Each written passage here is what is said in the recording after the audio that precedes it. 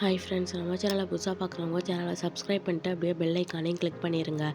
ஸ்டார்டிங்லேயே ஹீரோயின் வந்து தூக்கு மாட்டிக்கிற மாதிரி இப்போ நிற்பாள்ல, அதோட ஹீரோ வந்து டக்குன்னு வந்து பார்த்ததுக்கப்புறம் கையில் இருந்ததை விட்டு எரிஞ்சிட்டு, என்ன லூசுத்தனமான காரியம் பண்ணுற, எதுக்காக இப்படி சூசைட் பண்ணிக்கிற அளவுக்கு போகிற, நான் அப்படி என்ன உனக்கு பாவம் பண்ணிட்டேன், நான் உனக்கு துரோகம் பண்ணிட்டேன் தான், உன்னை நம்ப வச்சு ஏமாற்றிட்டேன் தான், அதுக்காக நீ இப்படி என்னை விட்டுட்டு போகலான்னு முடிவு பண்ணிட்டியா, எதுக்காக நீ இப்படி ஒரு முட்டாள்தனமான யோசனையை கையாண்ட அப்படின்னு சொல்லிட்டு ஹீரோ பயங்கரமாக திட்டுறான். ஹீரோயின் வந்து நான் சொல்ல வர்றத ஒரு நிமிஷம் கேளுங்க அப்படின்னு சொல்லிட்டு இருப்பான். அவளோட ஃப்ரெண்டு சொல்லுவா, இளவரசி அவருக்கு புரிய வைங்க அப்படின்னு சொல்லிக்கிட்டு இருப்பா. ஆனால் ஹீரோ வந்து விடுற மாதிரி அவளை பேசவே விட மாட்றான். நீ வந்து என்னை விட்டு மட்டும் போயிடாத, எனக்கு என்ன தண்டனை வேணாலும் கொடு, நீ எனக்கு தான் பிடிக்கலன்னு சொல்றியே, அப்போ நீ இந்த இடத்த விட்டு கூட போயிரு, ஆனால் இப்படி உயிரை விடுற அளவுக்கு நீ விட்டுறாத அப்படின்னு சொல்லிட்டு அவள்கிட்ட பேசிகிட்டு இருப்பான். அப்புறம் தான் ஹீரோயின் சொல்லுவா, இந்த மாதிரி நீங்கள் நினைக்கிற தப்பு, எனக்கு வந்து கெட்ட கனவு வராமல் இருக்கிறதுக்காக, ஒரு பாதுகாப்புக்காக நைட்டு தூங்காமல் இருக்கணுங்கிறதுக்காக தான் இப்படி பண்ணேன் அப்படின்னு சொல்லிட்டு இருப்பான். அப்போ இது கூட அதுக்கு தானா அப்படின்னு சொல்லிட்டு ஹீரோ கேட்பான். ஆமான்னு ஹீரோயின் சொன்னதுக்கப்புறம், சரி உன்னை தனியாக விட்டால் சரியாக வராதுன்னு சொல்லிட்டு அவனோட ரூமுக்கே கூட்டிகிட்டு போயிட்டு அவனோட பெட்டில் தூக்கி போட்டுருவான். தூக்கி போட்டதுக்கப்புறம் ஹீரோயின் வந்து என்னை விடுங்க, எதுக்கு இப்படி பண்ணிக்கிட்டு இருக்கீங்க அப்படின்னு சொல்லிப்பா. ஹீரோ வந்து நீ என்ன வேணாலும் முடிவெடுத்துக்கோ, ஆனால் எனக்கு பயமாக இருக்குது, நீ தனியாக என்னை விட்டு போயிடாத, உனக்கு தான் என்னை பிடிக்கல, அப்போ இந்த இடத்த விட்டு போ அப்படின்னு சொல்லிட்டு சொல்லிக்கிட்டு இருப்பான். அதுக்கு ஹீரோயின், என்னை நீங்கள் வந்து பலவீனமானவன் நினச்சிக்கிட்டு இருக்கீங்களா அப்படின்னு சொல்லிட்டு ஹீரோயின் கேட்குறா. அதுக்கு ஹீரோ, நீ வந்து என் மேலே தான் கோவமாக இருக்கியே, அப்போ என் மேலே நீ கோவமாக இல்லையா அப்படின்னு சொல்லிட்டு கேட்குறான். கோவம்லாம் எனக்கு இருக்க தான் செய்யுது, ஆனால் நீங்கள் இவ்வளவு காரியம் பண்ணும்போது என்கிட்ட ஒரு வார்த்தை சொல்லிட்டு செஞ்சா என்ன, எல்லா விஷயமுமே நீங்கள் வந்து இப்படி செஞ்சு முடிச்சதுக்கப்புறம் தான் என்கிட்ட சொல்கிறீங்க, அப்படி பண்ணுறது தான் எனக்கு பயங்கர கோவமாக இருக்குது. நீங்கள் என்னைய பகடைக்காயாக பயன்படுத்திட்டீங்கிறன்றதை விட என்கிட்ட மறைச்சி ஒன்று ஒன்றத்தையும் ஒவ்வொரு செயலையும் செஞ்சுக்கிட்டு இருக்கீங்க, அதுதான் எனக்கு ரொம்பவும் கஷ்டமாக இருக்குது அப்படின்னு சொல்லிட்டு ஹீரோயின் பேசுவா. அதுக்கு ஹீரோ சொல்லுவான், இல்லை நான் வந்து உன்கிட்ட மறைக்கணுங்கிறதுக்காக மறைக்கல, இது வந்து யாருக்கும் தெரியக்கூடாதுன்னு தான் இருந்தேன், நீ என்னோட விஷயத்தில் தலையிடாத அப்படின்னு சொல்லுவான். அதுக்கு ஹீரோயின், உங்களுக்கு வேணால் உங்கள் அண்ணன் பெரிய விஷயமா இருக்கலாம், ஆனால் நீங்கள் அதுக்கு என்னைய தானே பயன்படுத்திக்கிட்டீங்க அப்படின்னு சொல்லிட்டு இருப்பா.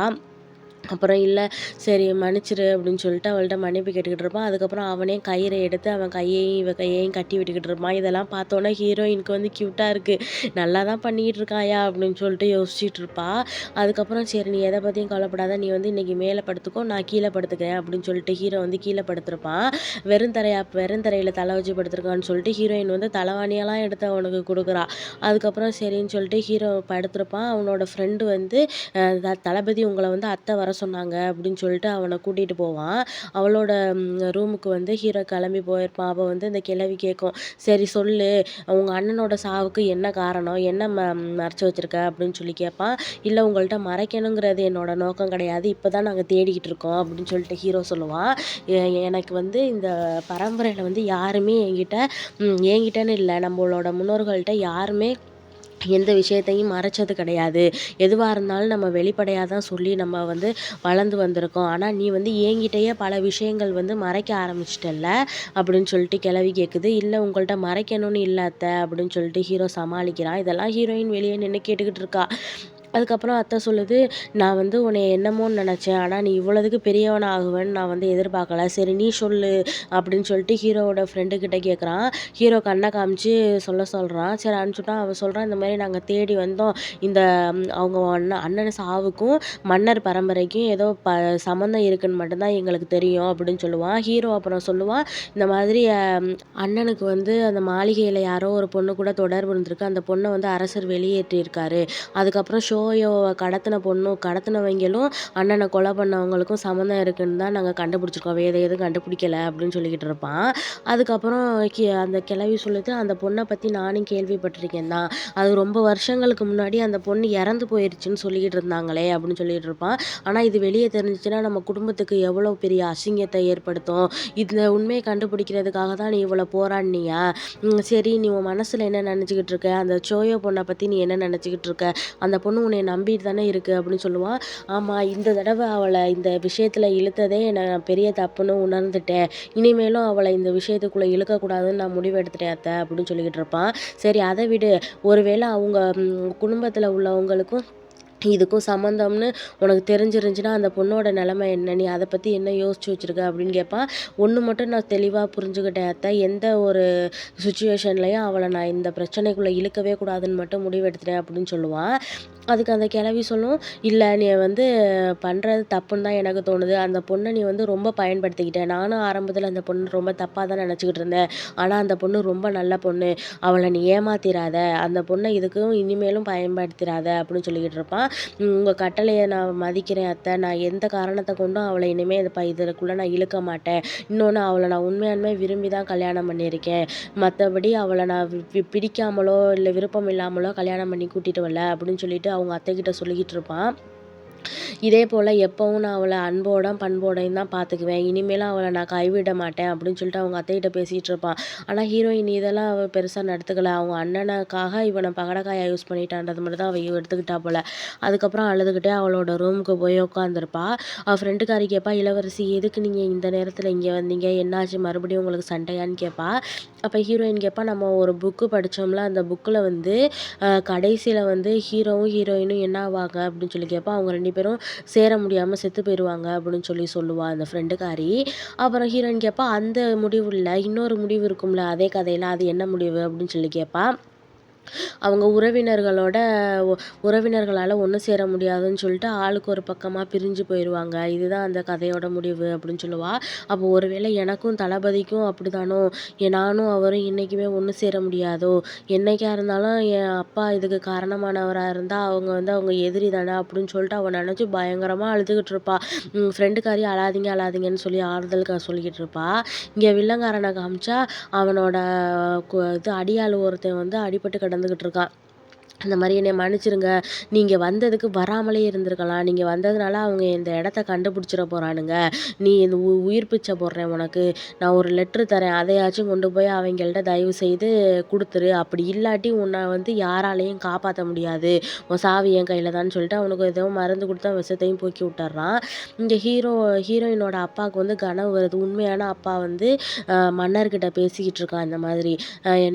எனக்கு வந்து இந்த ஓய்வு குடுங்க இந்த இடத்துலேருந்து. நான் இந்த வேலையிலேருந்து விடுபட்டுறேன். எனக்கு வந்து நிம்மதியான வாழ்க்கை தேவை அப்படின்னு சொல்லிட்டு ஓய்வு கேட்பான். அந்த மன்னர் வந்து அந்த பிறப்புகள் இருக்குல்ல, அத எடுத்து வச்சுக்கிட்டு, இந்த மாதிரி நீ வந்து என்ன நெனச்சாலும் அத வந்து இத சரி செஞ்சுட்டு எனக்கு குடுத்துட்டு தான் நீ போகணும். ஆனா உன்னைய நான் வேலைய விட்டு விட மாட்டேன். இவ்வளோ நாள் எனக்கு நீ எப்படி பணிபுரிஞ்சியோ, அதே மாதிரி இந்த பிறப்புகள்ல பயன்படுத்தி நீ எனக்கு பணிபுரியணும் அப்படின்னு சொல்லிட்டு இந்த அரசர் சொல்றான். அதுக்கு ஹீரோயினோட உண்மையான அப்பா சொல்றான், "நான் வந்து இவ்வளோ நாளைக்கு உங்களுக்கு அடிமையா வாழ்ந்ததெல்லாம் போதும். இனிமேலும் நான் உங்களுக்கு அடிமையா வாழ்றதா விருப்பமே இல்ல" அப்படின்னு சொல்லுவான். இவன், "இல்ல நீ எனக்கு இந்த பிறப்புகள பயன்படுத்தி தான் ஆகணும்.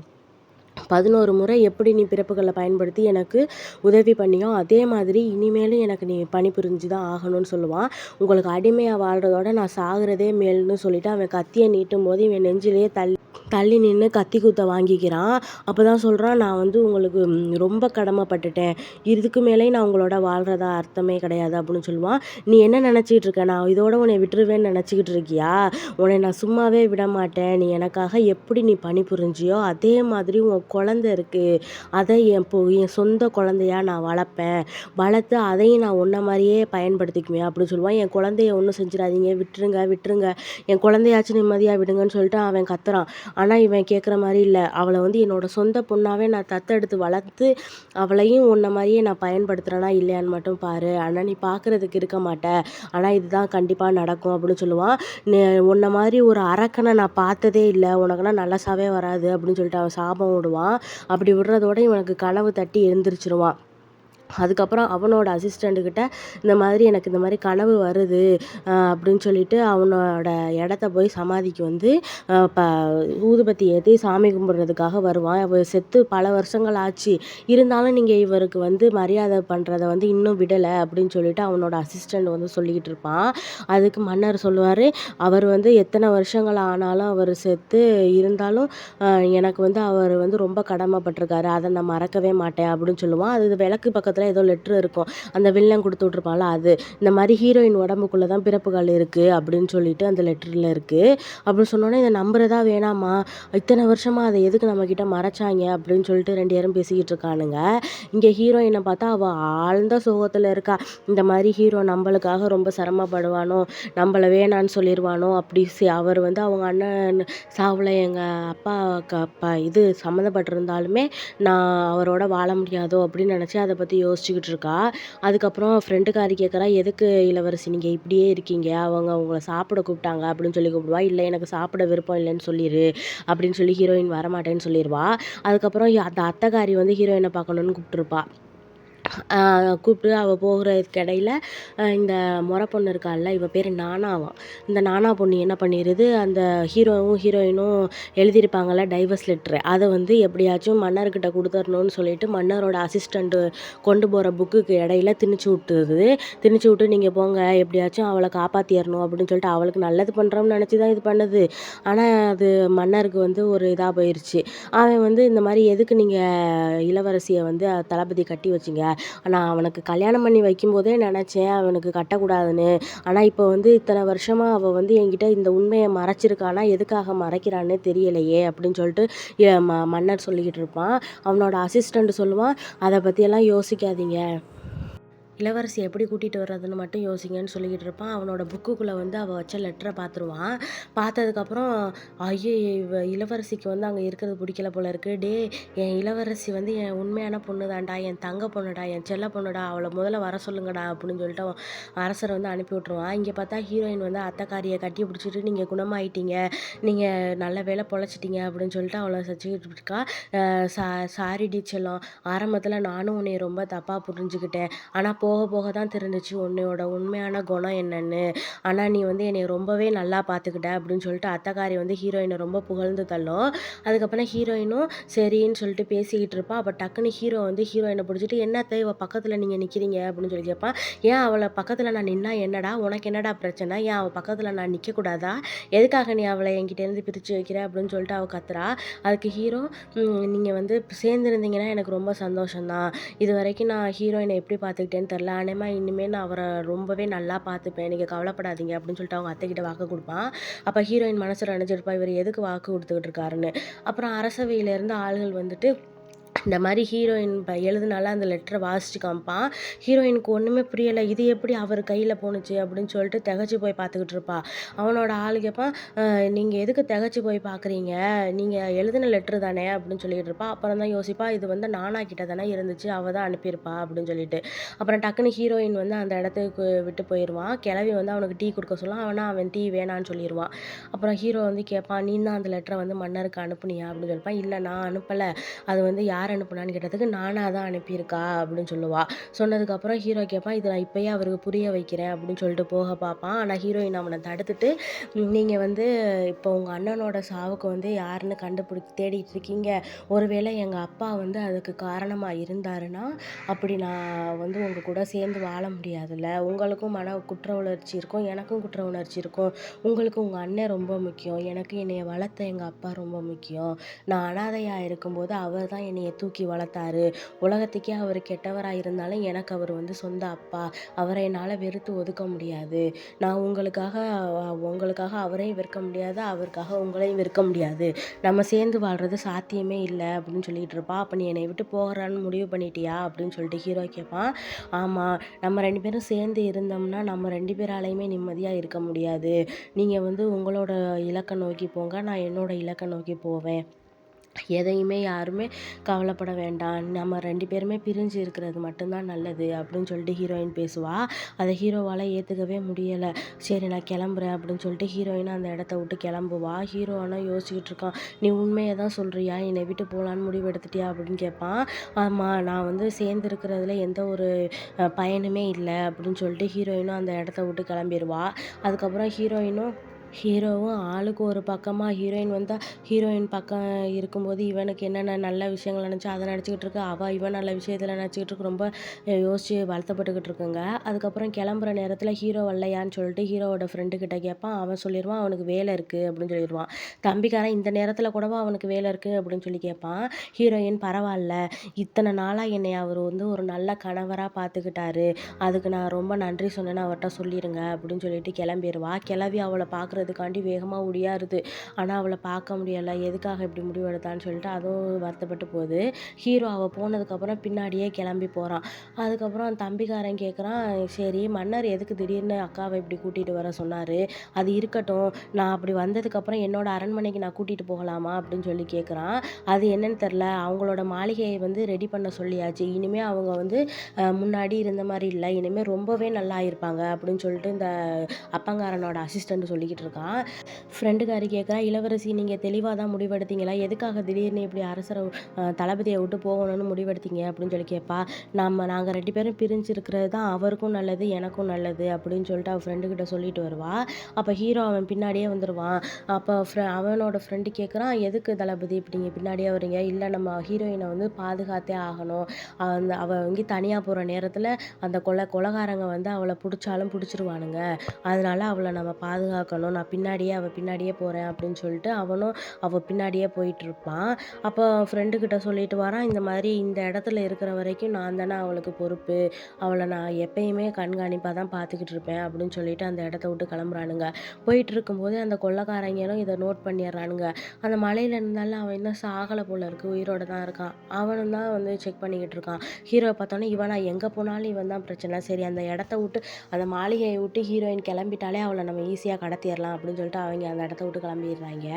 இங்கே அப்பங்காரனை பார்த்தா அந்த மருத்துவர்கிட்ட பேசிக்கிட்டு இருக்கான். மருத்துவர் வந்து ஏதோ ஒரு மருந்தை கொடுத்து, இந்த மாதிரி இதை சாப்பிட்டீங்கன்னா உங்களுக்கு கனவு வராது அப்படின்னு சொல்லி கொடுத்துட்டு போகிறான். அப்பங்காரனோட அசிஸ்டண்ட் அதை சாப்பிட விட மாட்டேங்கிறான். எதுக்கு, இவங்க பரிசோதனை பண்ணிட்டு தானே நீங்கள் சாப்பிடணும், அதுக்கு முன்னாடி எதுக்கு சாப்பிட்றீங்க அப்படின்னு சொல்லி திட்டுறான். இவன் ரொம்ப வருஷமாக நம்மக்கிட்ட வேலை பார்க்குறான், அவன் என்னை எப்படி நம்ம நம்பிக்கை இல்லாமல் சந்தேகப்படுறது அப்படின்னு கேட்குறான். யாராக இருந்தாலும் அவன் வந்து முன்னாடி இருந்த வைத்தியருக்கு வந்து விஸ்வாசி, அவனை வந்து நம்ம சந்தேகப்பட்டு தான் ஆகணும் அப்படின்னு சொல்லிட்டு அந்த மருந்து அவங்கள்ட்ட பணியாளர்கள்ட்ட கொடுத்து சந்தேகப்படுறான். அதுக்கப்புறம் ஹீரோயினை வந்து கூட்டிகிட்டு வந்தாச்சுன்னு சொன்னோன்னா அப்பங்காரனுக்கு ஒரே சந்தோஷம். அப்படி அதோட இந்த எபிசோடை முடிக்கிறானுங்க.